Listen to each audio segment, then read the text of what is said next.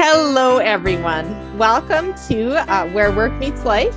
This is part 2 of the episode with Dr. Stefan Zavalin about stop sitting for better work-life wellness. So I am just delighted to continue our conversation on this important topic, Dr. Stefan. I am as well. It's always such a pleasure. And I love all the energy that we're getting in this. Excellent. And we covered so much ground last time about, movement and the importance of moving, not just exercising, but moving, and how to get into patterns and habits where you build the movement into your work life, whether you're working from home or from an office. Now, when I first met you, I was very inspired by your story. Tell us about how you completed a doctorate in physical therapy while becoming legally blind. And what a story it is. I will give the rather short version of it all, but effectively, I started first semester of grad school, and I was having some light sensitivity. I thought maybe I just got a little scratch on the cornea. That's at least what they told me, and they said, you're going to be perfectly fine. The eye is one of the fastest healing organs. It'll be okay. Couple weeks, didn't seem to change. Not sure what was going on. Kept on going in, kept on getting one diagnosis after another. And finally, they started just saying, well, there's a lot of inflammation. Let's just dump some steroids in there and it'll be okay. Fast forward to a couple months later, now the steroids weren't really helping. It was all inflamed. It was bad. I was incredibly light sensitive to where I was constantly in sunglasses and just always hiding away. And finally, my dad found a specific hospital where they had really good specialists. And I went and they said, we see this all the time. You actually have a parasite in your eye. It wasn't anything else because before they said it was like a virus, a bacterial infection. It was none of those. It was a parasite. By that point, it had been months since I've gotten it. And it's because everybody asks, I got it from tap water in Philadelphia. It wasn't Brazil or any kind of exotic thing that I did. It was just there. The issue that happened was because normal tears usually kill the parasite, but I had a contact over the cut. And so the eye healed while I had the contact over it. And so the tears could never get to that portion. So since they didn't treat it correctly for months and months and months, it resulted in several surgeries. My vision kind of went in and out. It came back after a while. I had cataract surgery, all sorts of things. Eventually, it ended up with nerve damage. And that's how I was rendered completely legally blind, because there's nothing you can do once there's nerve damage. You can wear all the glasses you want, but the connection to the brain isn't quite there. I was very fortunate that everybody at my grad school was very understanding, and they let me finish everything up in due course on my own time. And finally, I graduated. I actually went into the clinic. And I did at one point think about writing a comedy show about this, just to demonstrate my kind of feelings about it all. I'm very happy talking about it. And when people ask, how much can you really see? I see shapes and outlines and colors, but the beauty about physical therapy and why I kind of kept going with it is because a lot of it was hands-on. And so I didn't really have to see as much for it. But nevertheless, I think that's what kept the passion going. And even throughout my recovery, this is how much movement and how much I love movement and to move, why I'm doing what I'm doing. My surgeon said, you're not allowed to exercise. And I went, okay, can I stand up from a chair? Sure, you can stand up from a chair. All right. I went home and I stood up from a chair 100 times. It technically wasn't exercise. So luckily, it didn't do anything bad, but I definitely kept movement and exercise as part of that whole thing through my recovery. And it really did help me get through a lot of the tough times. Wow, what a story. And you seem like such a positive person. You seem that you haven't held on to a lot of bitterness or cynicism around what happened to you, because it seems really unfair. So how did you get beyond that unfairness to have your passion and optimism for life? Partly, I had an amazing support system. So I was up in Philadelphia, like I said, and right now I live in Nashville. My whole family's in Nashville. My parents flew up and they stayed with me because the hospital and the specialists were up there. And so they were with me the entire time, even when I kind of wasn't able to go to school. So for months, they were there to make sure that they supported me. And somehow they were more upset about it than I was. And I always felt that I had to support them and tell them that it's going to be okay, guys. It's going to be fine. I know it's going to be all right. And in that way, I kind of convinced myself about that. I'll figure it out. There was a specific point because way back when I started undergrad, I was a music major. And I asked my dad, I said, what if I completely lose the eye? What then? What would happen? And he goes, you'll become a musician, of course. Which, coming from my dad, who is a theoretical physicist, is a preposterous thing to say. And I immediately just had this hope if I understood, I don't know how, but it will be okay. It's gonna work out in some way, shape, or form. Wow. So that's amazing. So you are an inspiration, and you've now written a book, you've started a business. Are you still treating patients as a physiologist, physical therapist? Very rarely, and it's more along the lines of friends and family who will go, "Hey, can I pop over and I'll bring out my table and I'll do some of that." But my biggest reasoning was that, and the reason I started the business is I can do and I can help people one on one. I can do plenty of things, but that's not what's going to make the biggest change in the world. And so I wanted to move to somewhere where I can have a lot more impact on a larger number of people than just one-on-one. So the amount that I'm actually doing physical therapy is a little more limited nowadays. Okay, so which leads to my question about how do you hope that your Love to Move business will make a difference for people? For me, almost since day one of starting the business and talking about the business, brainstorming it with various people, we nicknamed it a movement, for lack of a better term. And the thought is that we wanted to make it a movement. We wanted to make it a global cultural change around how work is done, because that's what I noticed that I couldn't help people with in the clinic.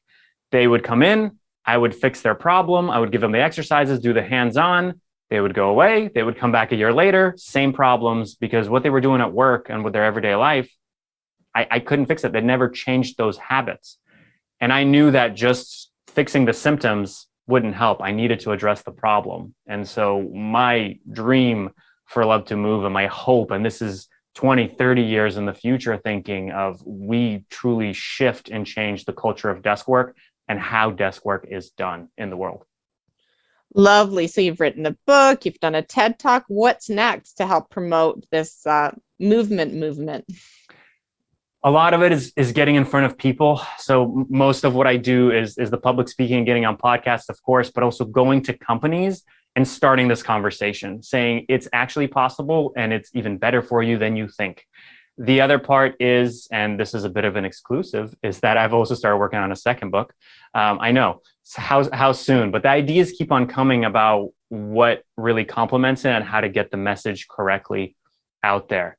So as we keep going, I do want to create that movement around it and start building a community of people that are really understanding with it and can push this idea forward.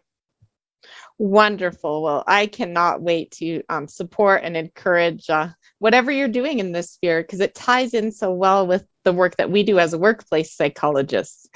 Because part of workplace culture is having healthy people mentally and physically, right? Because if you don't have healthy people, it really erodes people's moods, people's productivity, their focus. And when people are in bad moods and not feeling great, it just leads to tougher dynamics, and then you get conflicts and the whole thing erodes, right? So this does play a role. It certainly plays a role in workplace culture. So what does work-life wellness look like for you personally, Stefan? A constant adjustment is probably the best way to say it. It is never perfect. Even for me, it is a constant reassessment of how I'm doing things.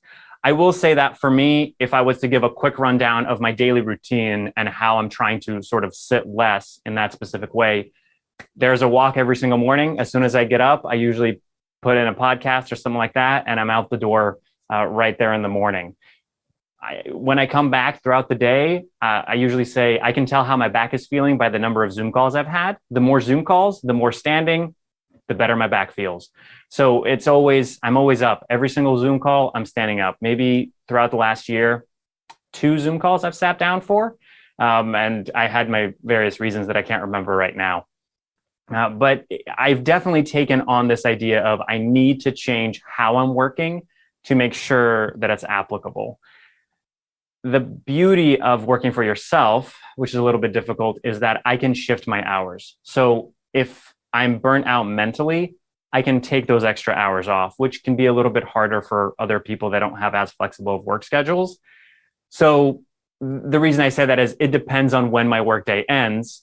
And usually at the end of my workday, I have a different pair of shoes that I put on. They're specifically my the work is done pair of shoes. And I go for a second walk at the end of the day as well to sort of solidify of that's it. The work is done. You can now relax and sort of enjoy the rest of it. I do exercise, and that all kind of fluctuates depending on the day. Great. No, it seems to fall into place. But like you said, it's a work in progress, which brings me to what has been the greatest challenge that's worked against you when it comes to your work-life wellness, and how did you overcome that challenge? Part of it was doing what I preach, because I am human, as surprising as that may seem. So we talked about the importance of movement, mobility, then cardiovascular things, then strength training. I have a big background in fitness, exercise. My undergrad degree is in kinesiology, which is exercise science effectively. And so a lot of me always kind of buys into this idea of I need to do strength training. I need to do strength training, and saying, no, you have seen the research. You understand a lot better now that that's not the most important thing, and making sure that the consistent movement throughout the day, the hard to do movements like the mobility drills or anything like that, that's the stuff you need to focus on for longevity. Because it's not about how great you might look right now. It's how great do you feel way down the line. Mm-hmm. Yes, very well put. What is one book and one podcast that you'd recommend to help people learn more about improving their work-life wellness, energy levels, maybe some that have inspired you? You can share more than one. Sure. For podcasts, one of my favorite ones, just because of the general energy and the feel of the podcast and the host is just so nice, is called Courting Happiness. And that's courting with a K. The host's name is Courtney. That's why it is Courting Happiness. But it really brings in this idea of, and she was a journalist, so she really knows how to pull out good questions from her guests, and it's the energy around it and finding happiness at work. It's very important, and it's a wonderful podcast for that.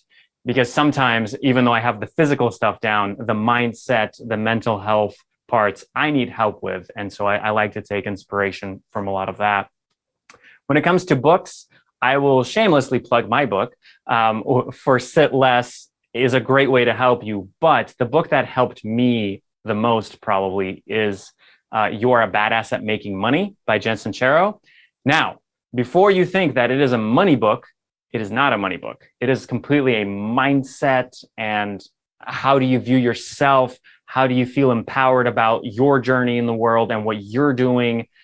And then how you can make money off of that, which is more of an aside. And it really helps to give you hope and to see that there's absolutely a way to be happy and also financially secure in your life. That's wonderful. I think so many people struggle with that concept of, in order to make a lot of money, I need to basically kill myself, working long hours, being a workaholic, etc. But how can you find the best of both worlds is a challenge for people. So I am delighted that you're sharing that with everybody. And your book as well. I know I mentioned it on our part one, but the book is really well written, and it is very digestible. It's not a super thick book. It looks like a totally decent size, and you can flip to any chapter and get a story. You can get practical tips, right? You get a case story and then practical takeaways. Do you want to tell us anything else? No, that's really the main thing. And the story, the nice part about the story is, so it's about Alice, who's the main character. There are other characters, I swear, but it starts with her as an employee, and she actually progresses through the leadership chain over sort of the time of the book, so that more and more people throughout the company can understand and relate to how all of that might work. But the part at the end of each chapter, your next 3 steps, are actually an idea that I got from You Are a Badass at Making Money, because Jen Sincero puts in at the end of each chapter, here's what you need to do to work on your mindset and help yourself progress. So that part definitely inspired me. And my wife and I actually, for a while, every week we would go and we would work through a chapter of her book. That really helped us think through a lot of the things of, well, what do we want out of life? What is the mindset? And then how does money support that? Lovely. And I noticed here frequency and consistency trumps intensity is one of the chapters. And again, I think that comes down to people often think intense exercise. That's what I need to do. But it's more movement that's more important than anything, followed by stretching, right? Absolutely. And in terms of the frequency and consistency trumps intensity is a concept that I like to use for nearly everything in life. So whether that be business, whether that be your overall mental health and happiness, if you try to be happy for 1 hour really, really intensely, that's not the thing that's going to evolve over time. If you spend a few minutes every day, but you do it consistently over and over and over a longer period of time and work on your mindset, that's what's going to make you necessarily happy. So it's the same thing with, like you said, exercise. Doing an intense session 1 time a week is not nearly as beneficial as just taking a walk every single day for even 5 or 10 minutes. Well put. Yeah. So it's consistency versus intensity. And I'm going to ask you an interesting question that I ask all the guests is, if you did not have to sleep and you could buy back that time or have that time back, what would you do with that extra time? I love working out.